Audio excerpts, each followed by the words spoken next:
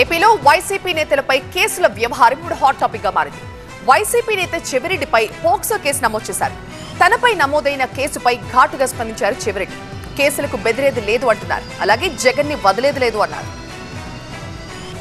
YCP senior నేత చెవిరెడ్డి భాస్కర్ రెడ్డిని వరుస కేసులు చుట్టుముడుతున్నాయి. తాజాగా పోక్సో కేసు నమోదు చేశారు తిరుపతి పోలీసులు. బాలికపై అత్యాచార యత్నం జరిగిందని దుష్ప్రచారం చేశారంటూ బాలిక తండ్రి ఫిర్యాదు చేశాడు.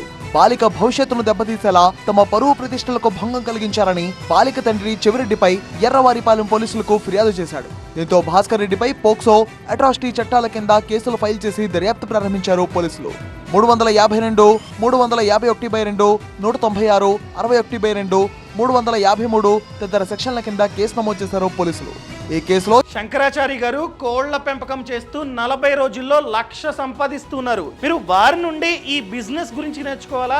అయితే ఫ్రీడమ్ యాప్ ని డౌన్లోడ్ చేసుకోండి.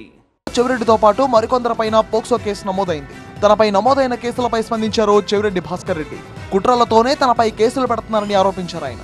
బెదిరించి కేసులు పెట్టి పరిపాలన చేయడం సాధ్యం కాదన్నారు.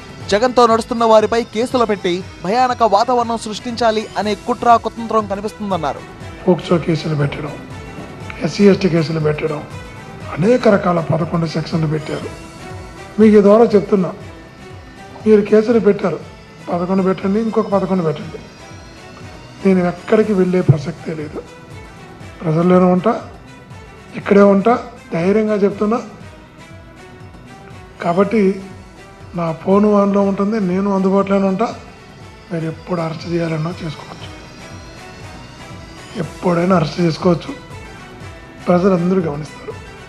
పోక్సో కేసు కాకుండా చెవిరెడ్డి భాస్కర్ రెడ్డిపై మరో కేసు కూడా నమోదైంది. సార్వత్రిక ఎన్నికల్లో ఒంగోలు పార్లమెంట్ అభ్యర్థిగా పోటీ చేశారు చెవిరెడ్డి. ఆ సమయంలో ఎర్రగొండపాలెం వైసీపీ అభ్యర్థి ప్రస్తుత ఎమ్మెల్యే తాటిపర్తి చంద్రశేఖర్తో కలిసి ఎన్నికల కోడ్ ఉల్లంఘించారని ప్రకాశం జిల్లాలో కేసు నమోదైంది. ఎన్నికల సమయంలో దోర్నాల మండలం పెద్దారవీడు PS లో కేసు నమోదు చేశారు. ఈ కేసులో ఎమ్మెల్యే చంద్రశేఖర్ కు పోలీసులు నోటీసులు ఇచ్చారు.